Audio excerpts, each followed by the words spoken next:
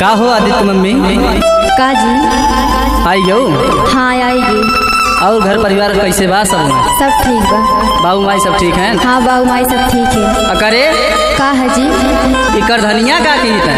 अरे काऊ मारे हूँ हम ना बिलवावे पर लाग गई हो। पहले बात सुना सुनावा। अरे पहले झूलनी हेरा वायु, अरे पहले झूलनी हेरा वायु और नहीं हर काऊ सीख के आयु। अरे कहाँ दिहलू बिलवाई कर धनिया ना, कहाँ दिहलू बिलवाई कर धनिया ना, कहाँ दिहलू बिलवाई कर धनिया ना, कहाँ दिहलू बिलवाई कर धनिया ना, कर धनिया ना, कर धनिया ना, कहवा दिहलू बिलवाई कर धनिया ना, कहाँ दिहलू बिलवाई कर धनिया ना, कहाँ दिहलू बिलवाई कर धनिया ना, कहाँ दिहलू बिलवाई। तुमसे ना हमारे एकदम जीव भी आगे बेगा जान ले। अरे ऐसा ना बोली जी। का ना बोली? एक तो पैसा कौड़ी कोनो है ना है, ऊपर से बिलवाई बिलवाई निमक जाबू तू। अरे बनवा दिया।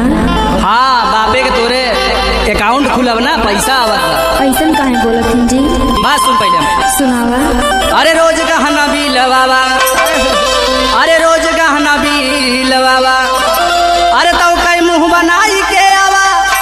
अरे पैसा बिना नाही भइल बारो पनिया ना, पैसा बिना नाही भइल बारो पनिया ना, पैसा बिना नाही भइल बारो पनिया ना, पैसा बिना नाही भइल बारो पनिया ना, पनिया ना, पनिया ना, पैसा बिना नाही भइल बारो पनिया ना, पैसा बिना नाही भइल बारो पनिया ना, पैसा बिना नाही भइल बारो।